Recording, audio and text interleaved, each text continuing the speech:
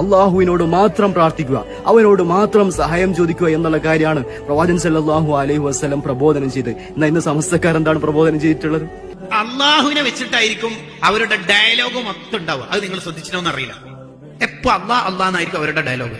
ഇത് പണ്ടേ അവരുടെ ഉപ്പാപ്പ പറഞ്ഞതാണ്. ആദ്യം നബിക്ക് സുജൂദ് ചെയ്യാൻ പറഞ്ഞപ്പോ ഇബ്ലീസ് പറഞ്ഞു, സുജൂദ് അള്ളാഹുവിന് മാത്രം.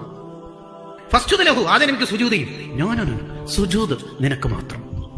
പ്രാർത്ഥന അള്ളാഹുവിന് മാത്രം. എന്നിട്ട് പ്രാർത്ഥന അള്ളാഹിനോട് മാത്രം എന്ന് പറയുന്ന വിദേഹത്തുകാര് ഖത്തീബ് ഉസ്താദ് നിസ്കാരം കഴിഞ്ഞിട്ട് അല്ലാഹുമ്മ എന്ന് പറയുമ്പോ എണീറ്റ് പോയിട്ടുണ്ടാവും. ശരിക്കും പറഞ്ഞാല് തവസ്സുലും ഇസ്തിഗാസയും ഇതൊക്കെ പറഞ്ഞാല് അള്ളാഹുവിനെ അംഗീകരിച്ചിട്ട് ചെയ്യുന്നതാണല്ലോ.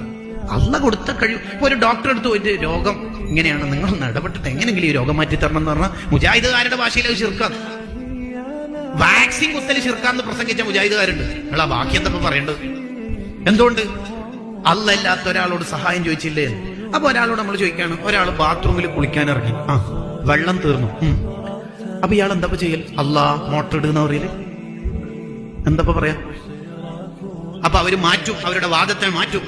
അവരാദ്യം പറഞ്ഞ വാദം ഇയ്യാക നഅ്ബുദു വ ഇയ്യാക നസ്തഈൻ, അള്ളാഹിനോടെ സഹായം ചോദിക്കാൻ പറ്റുള്ളൂ. അപ്പം ബാത്റൂമിലുള്ള ഒരാൾ മോട്ടർ ഇടുന്ന അള്ളാഹിനോട് പറയേണ്ടത് അല്ല, പിന്നെ ആരോട് പറയേണ്ടത്? ഉമ്മ ഒന്ന് മോട്ടർ ഇട്ടെ. അത് ശിർക്കാവോ? ഇല്ല. എന്തുകൊണ്ട്? അത് സാധാരണ കാര്യമല്ലേ, മോട്ടർ ഇടലും തക്കാളി വാങ്ങലൊക്കെ.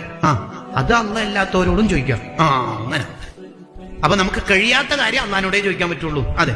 അങ്ങനെയാണെങ്കിൽ വലിയൊരു മരക്കഷ്ണം, വലിയ മരക്കഷ്ണം അത് വഴിയിൽ തടസ്സമായിട്ടുണ്ട്, വണ്ടിക്കൊന്നും പോകാൻ കഴിയുന്നില്ല. നമുക്ക് ആർക്കും അത് 10-20 ആളെടുത്താലും അത് നീക്കാൻ കഴിയുന്നില്ല.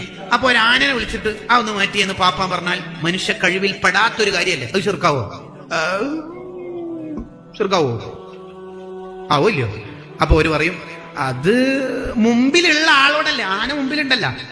പറയാം മുമ്പിൽ കാണാത്തവരെ വിളിക്കരുത് എന്നാണ്. എന്താ മുമ്പിൽ കാണാത്തവരെ വിളിച്ചാല് അവർ കേൾക്കൂല. ഉറപ്പോ? ഇനി മാറ്റരുത് കേട്ടോ. 2 ടൈം മാറ്റുന്നു, ഇനി മാറ്റരുത്. ഉറപ്പല്ലേ? ഓക്കെ. നമ്മൾ മുമ്പിൽ ഇപ്പൊ ആരും കാണുന്നില്ല. നമ്മളെ നന്മ തിന്മ എഴുതുന്ന റക്കീബത്തീദ് എന്ന മലക്കിനെ പോലും കാണുന്നില്ല. അവരോട് ഒരാൾ പറയണം, റക്കീബത്തീദ് ഈ എന്തെങ്കിലും എഴുതി വെക്കുന്നുണ്ടല്ലേ, നമ്മളെ കുറിച്ചിട്ട് ഫുള്ള് എഴുതുന്നുണ്ട്. ഇങ്ങനെ പറഞ്ഞാൽ കേൾക്കോ ഇല്ലയോ? പറഞ്ഞട്ടെ. കേൾക്കും എന്ന് പറഞ്ഞാൽ എന്റെ മുജാഹിദ് മതം പൊട്ടും, കേൾക്കൂല എന്ന് പറഞ്ഞാൽ എനിക്ക് ഇസ്ലാം ഉണ്ടാവും. പിന്നെ ഇതിനെ റക്കീബത്തീദിനെ അള്ളാഹു നിശ്ചയിച്ചത്. അപ്പോഴാണ് ഒരു പറയല്, ഞാൻ കൂടുതൽ പഠിച്ചിട്ട് പറയാം. അതിന്റെ അർത്ഥം ഞാൻ പഠിച്ചിട്ടില്ല.